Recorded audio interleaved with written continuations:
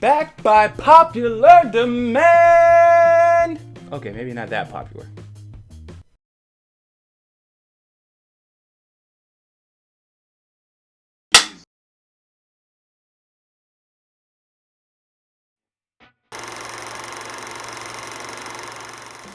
Welcome to Inexpert Film Advice, where I give my inexpert advice on film and filmmaking.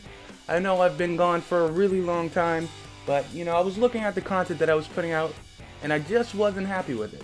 So I took a step back and I, reevaluated things, and now we're back and better than ever. And believe me, I'm not going anywhere. First order of business now that I'm back is to get you all hip to my Patreon page. Supporting me on Patreon really helps me get this content out every week. And God knows we don't need another long break. You also get really cool exclusives. Starting with next week, I'll be uploading a 5-minute analysis of our movie of the week, exclusively for our Patreon supporters. So get over to Patreon, help me out a little bit. Now let's get to what you came here for, shall we? Last week I got an email from a film student in Boston, Massachusetts. Now he just completed his first semester in film school and he's having a little trouble collaborating with people. He wanted to know if I had any advice on collaboration, so I figured why not share my advice with everybody. Here's my inexpert advice on collaboration.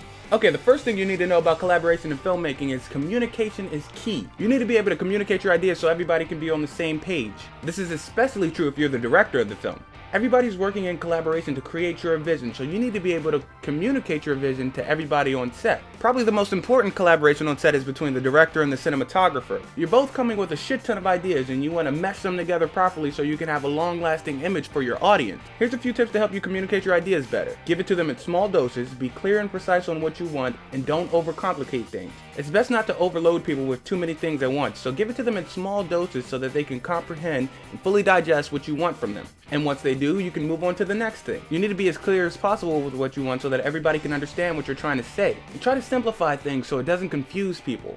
You understand your vision, but they don't. You have to treat it like you're teaching somebody something new for the first time. Now the next big step in collaboration is compromise. Collaboration is like a relationship. You have to compromise to make it work. Because filmmaking is a collaborative art form, you need to realize that your ideas are not always best. It's good to be open to other people's point of views and realize that their ideas are sometimes better than yours.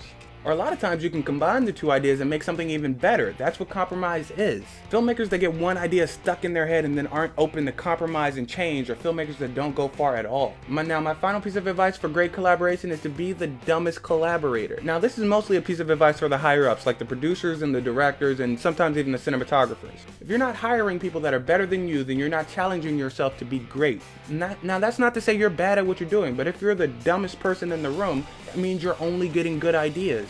Surround yourself with talented people with great ideas, and people who can push you to be better. You don't get no better by surrounding yourself with people that are dumber than you. And your ultimate goal as a filmmaker is to become better with every film. So don't be the smart filmmaker in the room, be the strategic filmmaker who knows their strengths, knows their weaknesses, and hires people who makes their weaknesses look like strengths. Alright guys, our movie of the week for January 13th, 2016 is Taxi Driver. Now I picked this film because Martin Scorsese's latest film, Silence, is opening up today, or opening up nationwide. I think it was on a limited release before. Things to look for when watching this film: character development, visual storytelling, and pacing.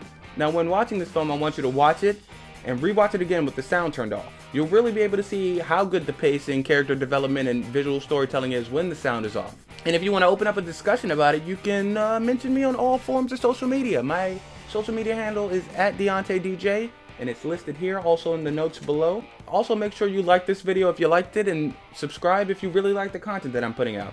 Once again, I'm Deontay Jenkins with Inexpert Film Advice. Thank you for tuning in. I'll see you next week.